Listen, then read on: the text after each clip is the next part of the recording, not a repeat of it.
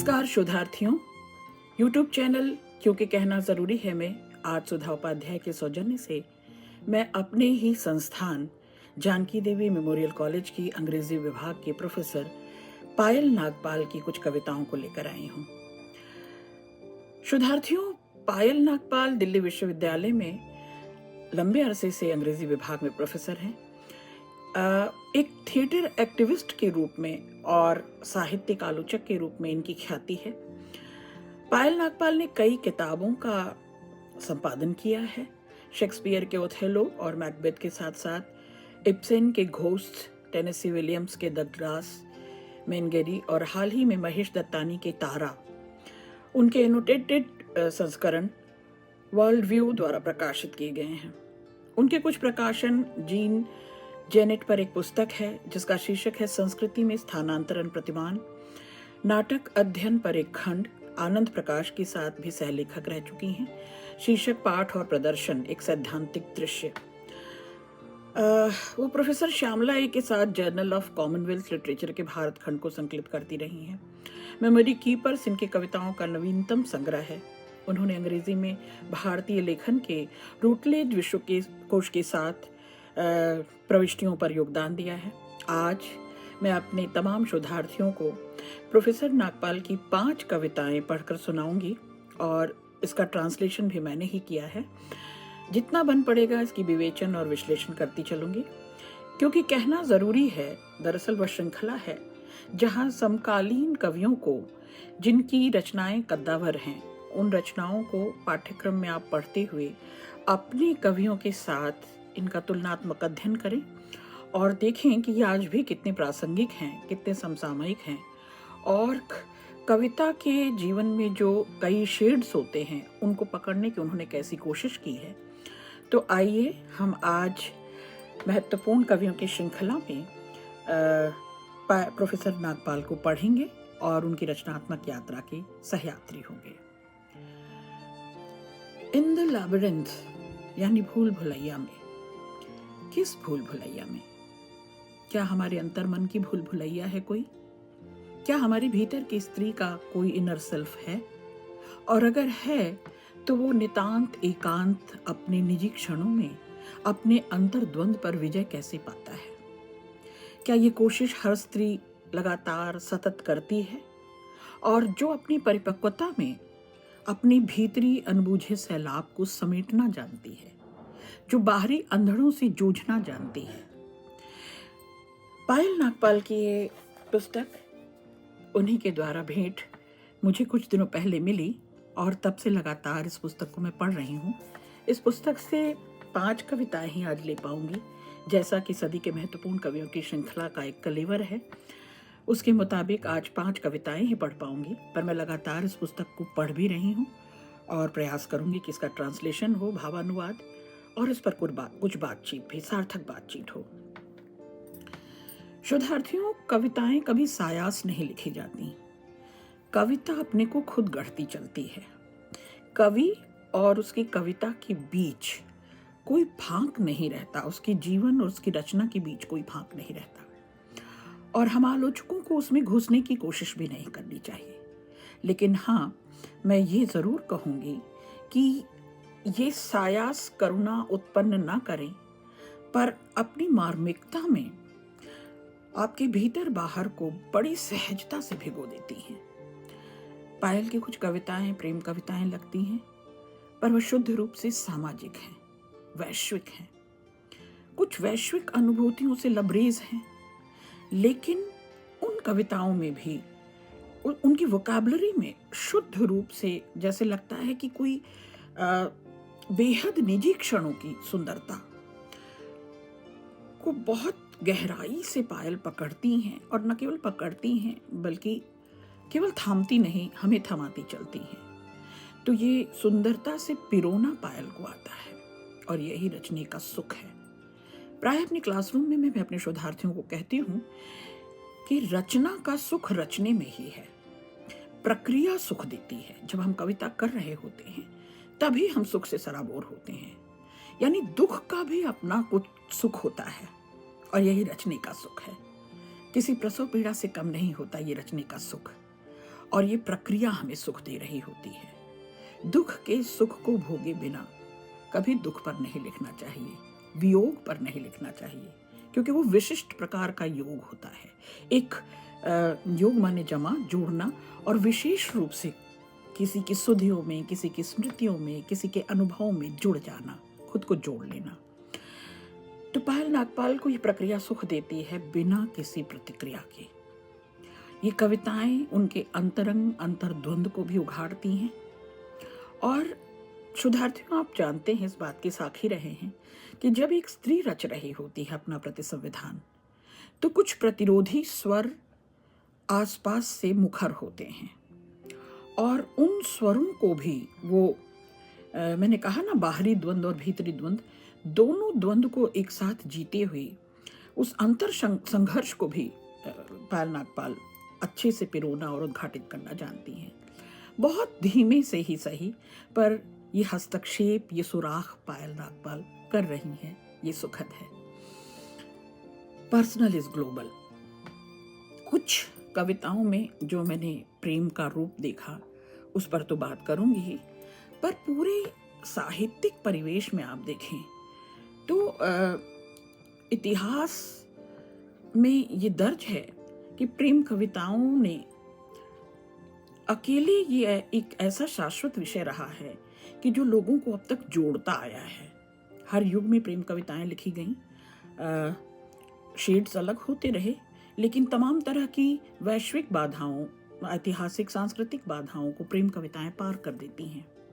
और पार कर मतलब विस्थापन के दुख को सहते हुए भी वो कहीं जाकर जुड़ जाती हैं, स्थापित हो जाती हैं। और अंततः प्रेम की कसौटी भी यही है।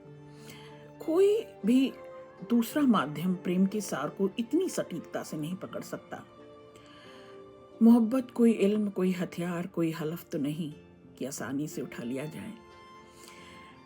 तो आज इन 5 कविताओं के माध्यम से हम पायल के रचनात्मक संसार को खंगालेंगे, देखेंगे और साक्षी बनेंगे उनकी इस उतार चढ़ाव का, इस अंतर्द्वंद का, इस अंतर संघर्ष का।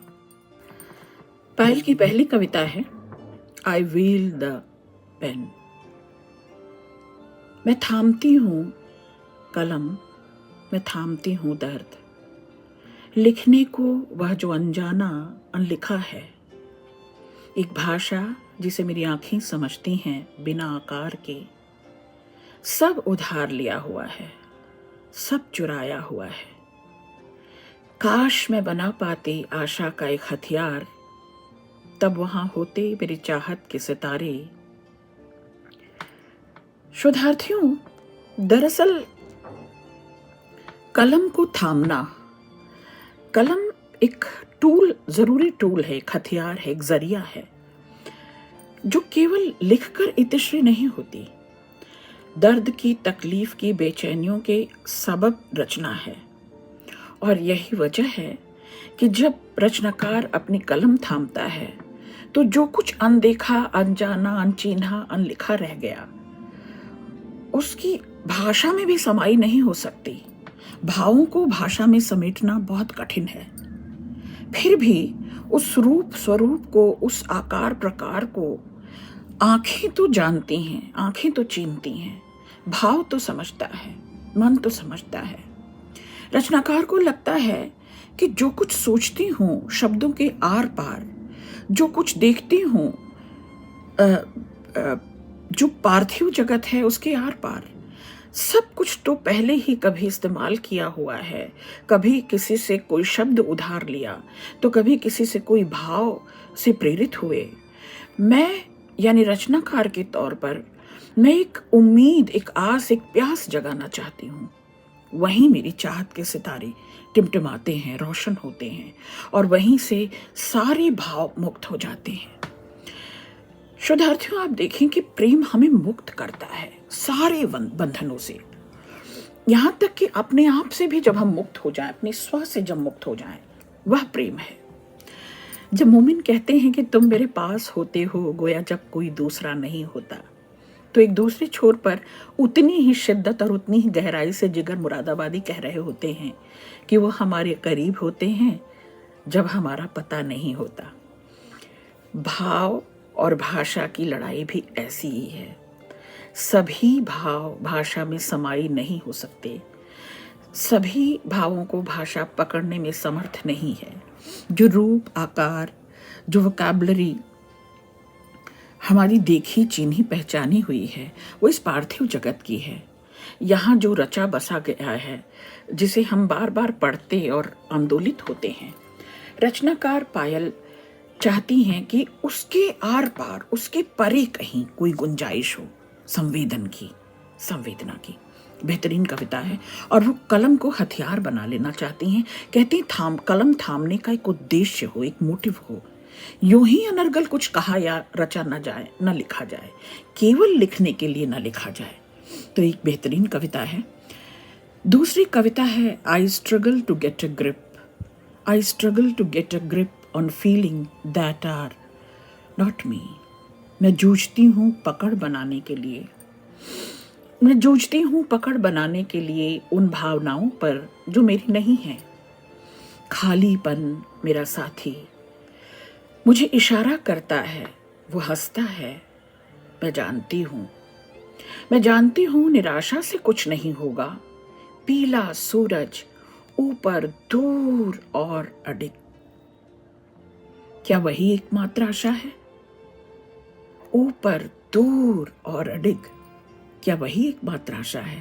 मैं कांप उठती हूँ। इस कविता को पढ़ के मुझे बचपन में सुनी कहानी याद आ गई थी। जब किसी को ये शर्त दी गई थी कि भरी जाड़े में नदी में गर्दन तक डूबकर रात बितानी है और दूसरे दिन उसे पारितोषिक मिलेगा।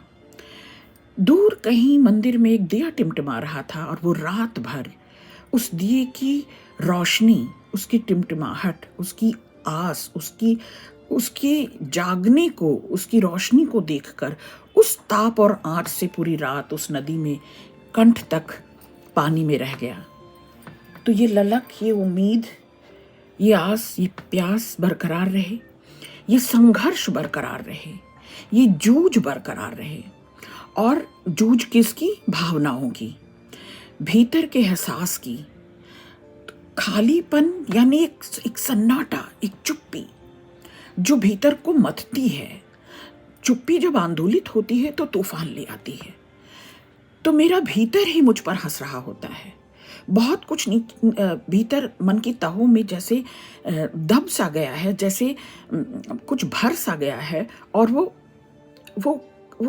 भीतर एक अवसाद है, एक सन्नाटा है और उस सन्नाटे को तोड़ना चाहती है। सूरज की उस ओज को, उस ऊर्जा को, उस रोशनी को, जो पीला सूरज है, उस आब को, उस ओज को, ऊर्जा को पायल अपने लिए चाहती हैं, रचनाकार अपने लिए चाहता है। और वो कहता है वही एकमात्र आशागर है। जो दूर निकला हुआ सूरज है, अगर वही उम्मीद जता रहा है तो मैं भीतर तक सहम जाती हूँ कि क्या अब रोशनी, ऊर्जा और ये उधार लेने पड़ेंगे हमें। भीतर के खालीपन को दूर करने के लिए इस उजास को हमें उधार लेना पड़ेगा। प्रेम भी ऐसा ही होता है। जब हम अपने लिए अपने भीतर ही बार बार अपने भीतर को तोड़ते हैं, भीतर एक आलोड़न चल रहा होता है, हम अपने प्रेम को और अपने प्रेमी को खुद ही गढ़ते हैं अपनी कल्पनाओं में, रोशनी में, ऊर्जा में, उजास में। और अपने भीतर के प्रेम को बचा लेने के लिए, अपने भीतर की उम्मीद को बचाने लेने के लिए, क्योंकि उम्मीदें ही जिंदगी हैं। उम्मीद आस प्यास रहेगी तो कविता अपना काम करेगी। तो पायल यहाँ संभावनाशील हैं, नाउम्मीद नहीं होती और वो जगाती हैं अपने शोधार्थियों, अपने पाठकों के लिए कि जो दूर पीला सूरज जगा हुआ है अपनी रोशनी और अपनी ऊर्जा के साथ, अपनी ओज के साथ, उसी को दरअसल अपने भीतर वो समेट लेना चाहती हैं कि अगर वही एकमात्र सहारा है तो वो सहारा भी नाकाफी नहीं है। अगली कविता है रफल्ड फीदर्स। बिखरे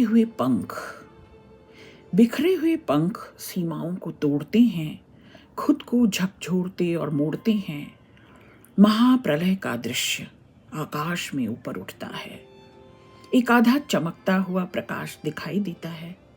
मैं महसूस करती हूँ ताज़ा बर्फ की नरमाई, सुबह की हल्की हवा का स्पर्श, कंकड़ पत्थरों वाली राह पर चलते हुए। मैं आश्चर्य से देखती हूँ उस पानी को जो दरारों में छिपा है। रात्रिकालीन कीट पतंगे रात की गर्माहट की बाद उसमें तैरते हैं।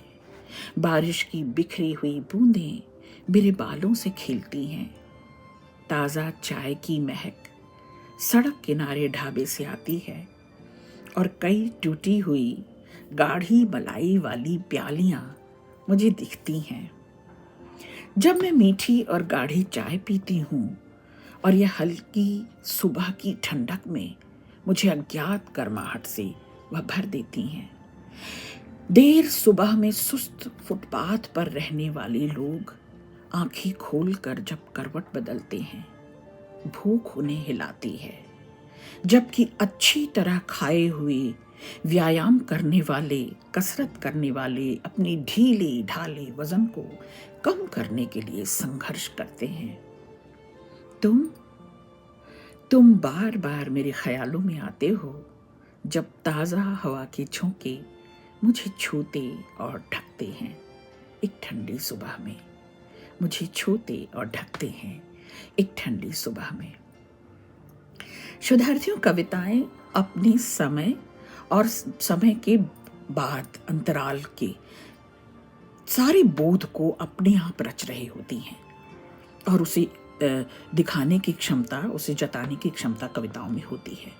वे बाहर के अकुलाते समय को भी रोकने का जोखिम उठाती हैं, मादा रखती हैं। बहती हुई नदी भी कई बार ठहर जाती है। आकाश एकदम जैसे लगता है पैरों तले आ जाता है। और ये वही कविताएं हैं जो मनुष्य के आत्म को, इनर सेल्फ को, भीतर के जगत को एक साथ कई कई हजार साल तक उजागर करने के लिए, जाहिर करने के लिए कविताओं में रच बस जाती हैं। जीवन में मृत्यु और मृत्यु में जीवन, अर्थ के आर पार तर्क का होना, बौद्धिक होना, बुद्धि के पार चले जाना संवेदना का बेहतरीन है इस कविता में। ये भाव एक सतत प्रवाह लगता है इस कविता में। भोर की जो ठंडक है और जो चाय की प्याली की गर्माहट है, वो दरअसल रिश्तों की गर्माहट है जो भीतर तक पसर जाती है। तो एक सतत प्रवाह की तरह, एक रोशनी की तरह हवा, जल और स्मृति, यही 3 जरूरी टूल्स हैं ना। स्मृतियां, सुधियां, हमारे अनुभव और हमारा संवेदनात्मक संसार। तो ये सारे हमारे भीतर बहुत लंबे समय से परत दर परत प्रवेश करते करते जम जाते हैं। और संभवतः इसी कारण कविता में भी प्याज की परतों से, जब मैं क्लासरूम में भी पढ़ाती हूँ तो आपको बताती हूँ कि अर्थ में कई कलाएं समाज के समय और समाज के उस वर्तमान को जीते हुए आने वाले कल और बीते हुए कल को कालजयी कर देते हैं। और ये कविताएं फिर क्लासिक होने का दर्जा पा लेती हैं। एक और कविता, मैंने कहा ना, शुद्ध रूप से इन्हें प्रेम कविताएं नहीं कह सकते, इसमें पूरा विश्व झलकता है, उसका मर्म झलकता है, और कविता ऐसी ही होनी चाहिए। How hesitant you were, how confident I was, how I shown in those moments of silence.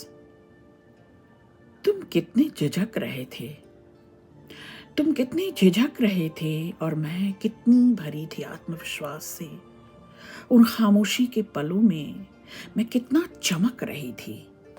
मैं चाहती थी कि तुम याद रखो, कि तुम याद रखो वो जो मैंने अपने अंदर गहराई से संजो रखा था। तुमने महसूस किया कि खुल गई तुम्हारी कलई, और इसके लिए मुझसे नफरत की। मैंने पूछा क्यों? कितना मुश्किल था तुम्हारे लिए सिर्फ तुम होना। ये पंक्तियां शोधार्थियों बहुत ही एक, जैसे कहते हैं ना, सूक्ति वाक्य की तरह। कितना मुश्किल था तुम्हारे लिए सिर्फ तुम होना, मेरे लिए चुपचाप खड़े रहना। कोई विवाद नहीं था, फिर भी कुछ बाकी था। कोई विवाद नहीं था, फिर भी कुछ बाकी था। संवादहीनता की समस्या है यहाँ, संवाद शून्यता की समस्या है।